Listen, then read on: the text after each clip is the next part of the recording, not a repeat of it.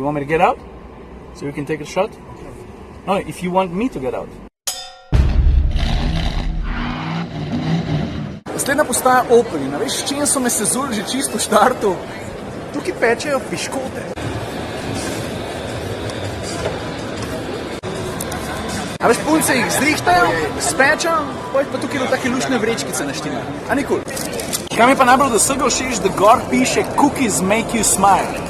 Ker je pravzaprav čisto res. Mislim, ni huda fora, no? Zelo pametno, da še kaj v avtih povem, ne? No takole, jasno je, da so pri Oplu delali nad ure. In njihov daleč najpomembnejši avto tukaj v Frankfurtu je Grandland X. Gre za 4,5 metra dolg avto, ki ga je Opel delal v sodelovanju s Peugeotom. Pravzaprav je narejen na enaki osnovi, to je tista, ki jo PSA koncern uporablja zelo na široko, imenuje se pa EMP2. Če bi moral komentirati videz, moram reči, da je avto že na prvi pogled zelo všeč. Pa tudi če pogledaš zadek, je razmeroma dinamičen, vidiš tale karoserijski zavihek, pa razmeroma ozke luči.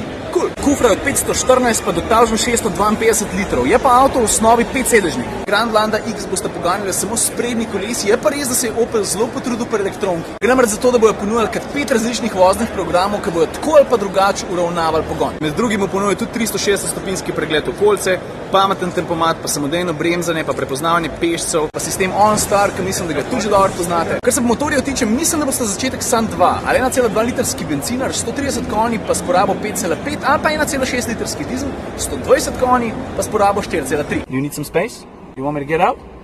So we can take a shot? No, if you want me to get out. Deco sem ponudil, da gre ven, pa je rekel, no, grem jaz.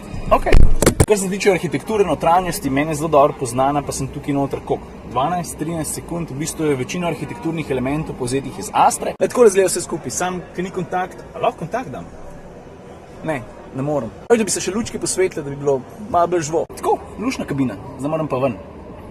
Ker mislim, da je en malo nervozen, zato bi sem jaz tukaj noter. Ok, gremo.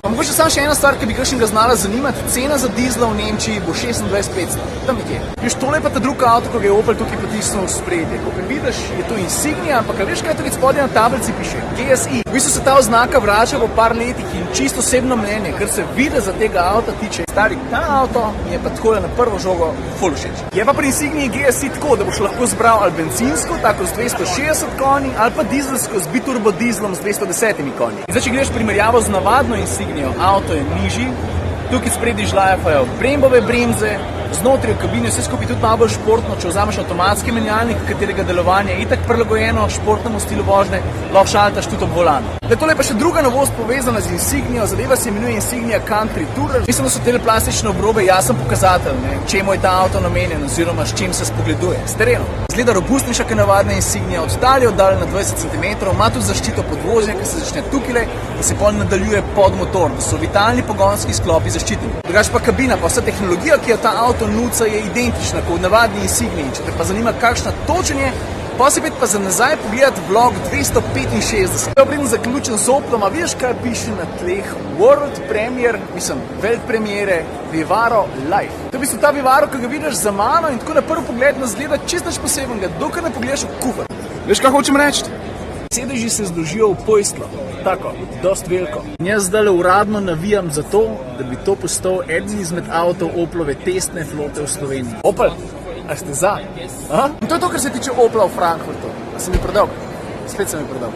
God damn it.